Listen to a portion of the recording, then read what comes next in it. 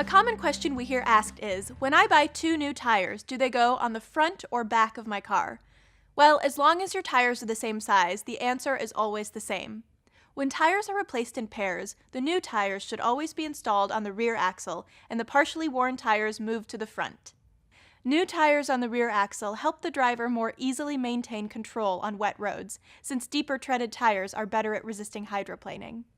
A related question we hear is, when I buy 2 winter tires, do they go on the front or back of my car?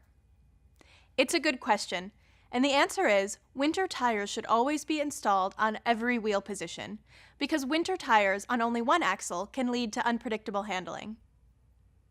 I'm Leslie for Yokohama. Until next time, please drive safe.